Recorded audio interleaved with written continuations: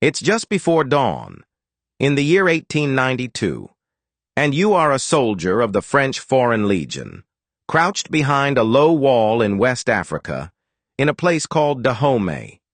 You have fought in deserts and jungles. You are, by every measure your century keeps, one of the most hardened professional soldiers on the planet.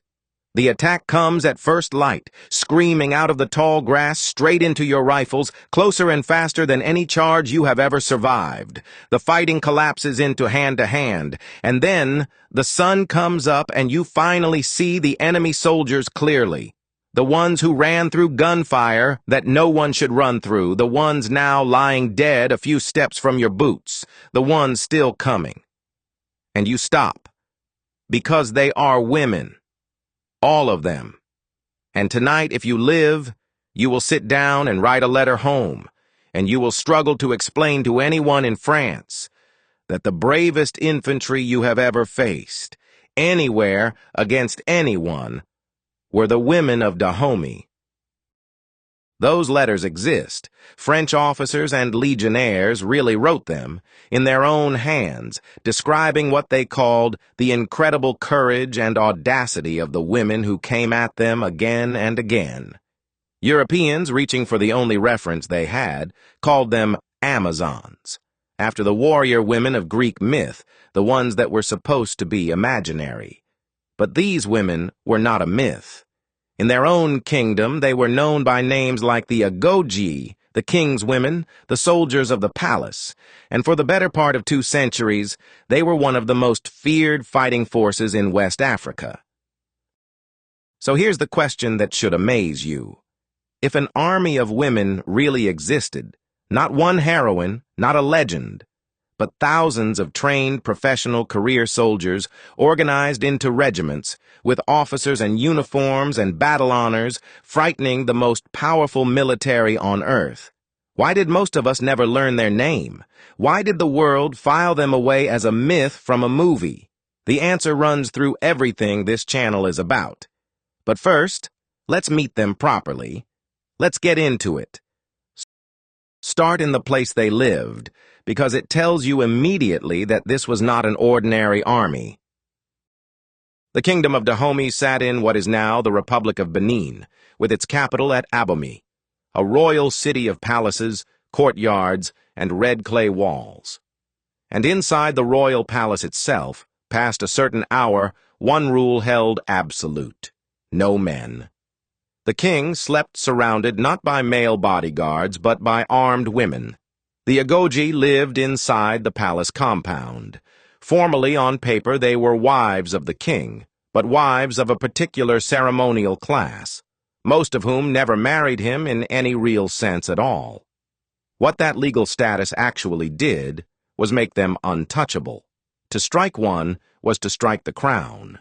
They belonged to no father, no husband, no village. They belonged to the state, and the state armed them. Nobody knows the exact moment it began, and honest history says so. The pieces we can document are these.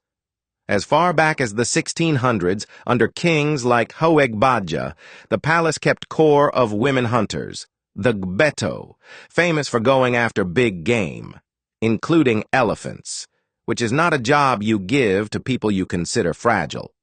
In the early 1700s, tradition remembers a queen, Hangbe, who briefly held the throne and kept armed women around her. And then, in the 1800s, a king named Ghezo took what had been a guard and turned it into an institution. Facing wars on multiple fronts, Ghezo expanded the women's corps into full regiments, recruited, trained, equipped, and honored as a permanent branch of the Dahomeyan army. At their height, observers counted the Agojie in the thousands. Some estimates say they made up as much as 1/3 of the entire fighting force of the kingdom. Think about what that means.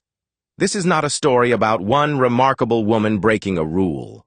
This is a state, 200 years ago, running a professional standing army of women, with rank, pay, pensions of a kind, and a place of honor at the center of national life, while in the Europe of that same moment, the argument was still raging over whether women could be trusted to own property.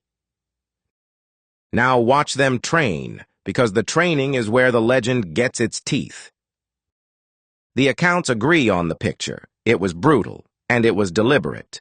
Recruits, some volunteers, some sent by families, some captives absorbed into the corps, were drilled in gymnastics, wrestling, endurance marches, and weapons handling until the weapons looked like parts of their bodies. Visitors describe mock assaults run over walls of acacia branches, walls of thorns as long as your finger, which the women stormed barefoot, tearing through the barbs without breaking stride, because the generals of Dahomey wanted soldiers for whom pain was simply information. They hunted, they paraded, they sang their own regimental songs, some of which were written down, and they are chilling. Songs about being reborn, about no longer being women in the old sense, about being stronger than men. One recorded boast ran more or less, "Whatever town resists us, we will take it, or we will not come home." Their arsenal was real soldiers' equipment. Long Danish trade muskets, machetes and heavy cutlasses, clubs. Later, modern repeating rifles bought from European traders. Different units carried different weapons. There were huntress units, musket units, blade units, even units remembered for enormous straight razors, folding blades the length of your arm. They had their own officers, their own insignia, their own place in the battle line. When the army of Dahomey marched, the women's regiments marched as its spearhead. And we know this not from legend, but from eyewitnesses, including some very unsympathetic ones. In 1863, the British explorer Richard Burton, a man who doubted almost everything and respected almost no one, visited Dahomey, watched the Agojie drill, and came away writing that these women were built like prize fighters and, in his words, ready to fight. European visitors for decades described the same things: the discipline, the physical condition, the drilled precision, the absolute confidence. The evidence sits in travel accounts, in military reports, in drawings and early photographs. An army of women in plain, documented sight. Now, this channel has a rule, and the rule is that we do not clean history up, because the astonishing stuff is only worth telling if it's true. So here is the truth that has to sit alongside the courage. Dahomey was a conquering kingdom, and for a long stretch of its history, a slave-raiding one. Its wars took captives, and many of those captives were sold into the Atlantic trade to the ships waiting on the coast. The Agojie fought in those wars. Some of the very raids that made them feared also fed one of history's greatest crimes. That is documented, and it would be a lie by omission to skip it. The Agojie were not saints. They were soldiers of their state, in a hard century, on a coast that European demand for human beings had turned into a war zone. You can hold both facts at once, that the system they served did terrible things, and that as soldiers, measured purely as soldiers, they were extraordinary. History is not a fairy tale. It's people.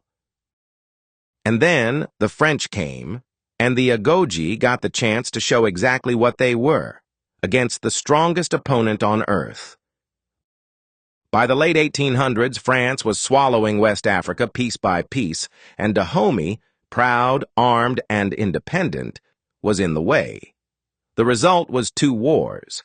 In 1890, at the coastal town of Cotonou, Dahomeyan forces attacked the French positions before dawn, and the women's regiments went in first, through rifle fire, over the stockades, into hand-to-hand fighting with Marines and Legionnaires.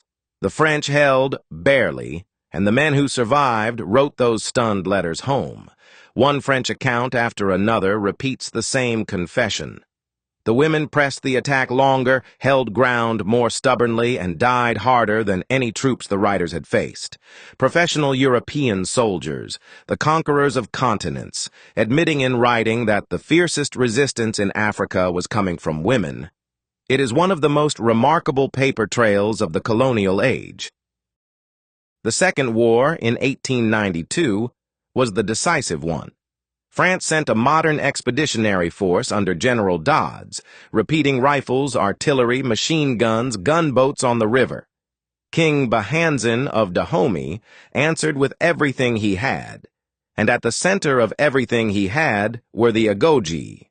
For 7 weeks, across battle after battle, at Dogba, at Pogessa, at Cana, the Dahomeyan army threw itself at the French column.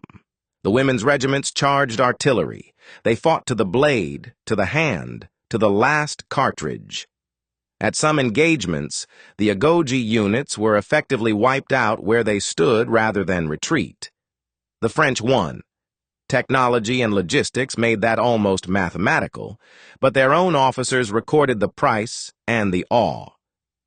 When the campaign ended, Bahanzin burned his own capital rather than hand it over, and the Kingdom of Dahomey and its army of women was broken. And here is where the story was supposed to end. The French folded Dahomey into their empire. The regiments were disbanded, the palace emptied, and the colonial world, which had a story it badly needed to tell about who was civilized and who was not, quietly filed the Agojie under exotic legend, a curiosity, an anecdote, half myth.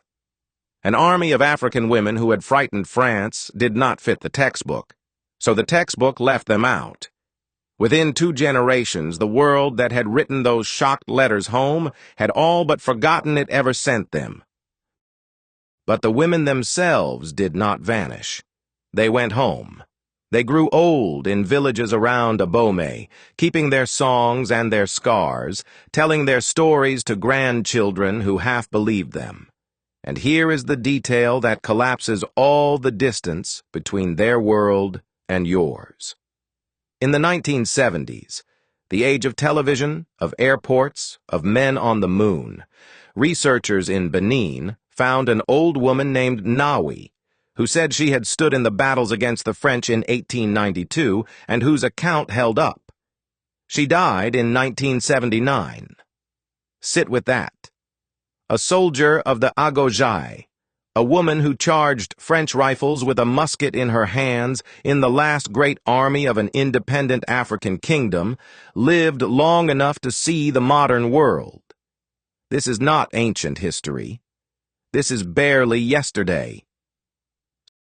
So why did you grow up thinking warrior women were a myth from Greece or a costume from a comic book, while the real ones, thousands of them, documented by the very army they fought, went missing from the story?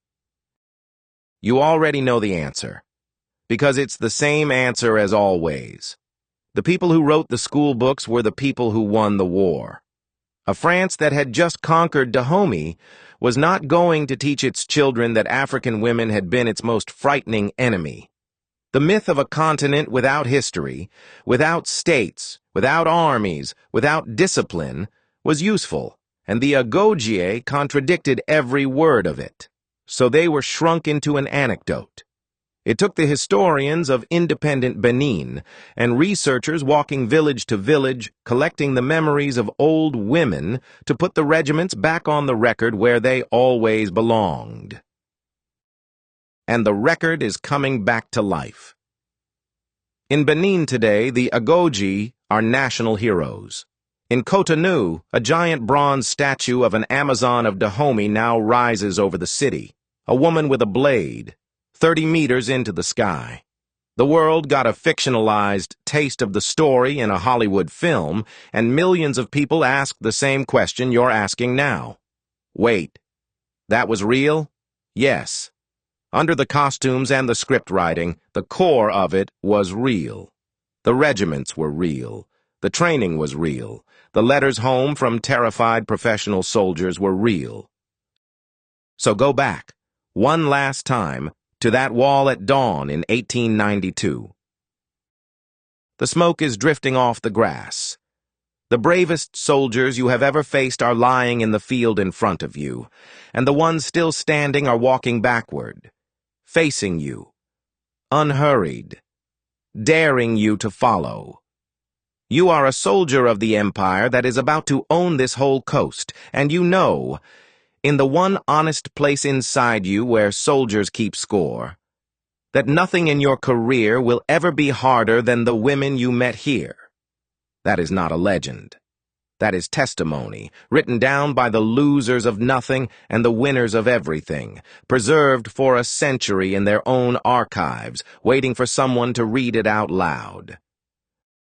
An army of women guarded a king, terrified an empire, and held the line for an independent Africa until almost the 20th century. Their names were not Amazon. They were Agojie, and the last of them lived long enough that your own grandparents shared the earth with her. The palace at Abomey is quiet now, story lovers, but if you stand in its courtyards at dawn, they say you can still hear the drill songs. And now, when you hear them, you'll know exactly who is singing.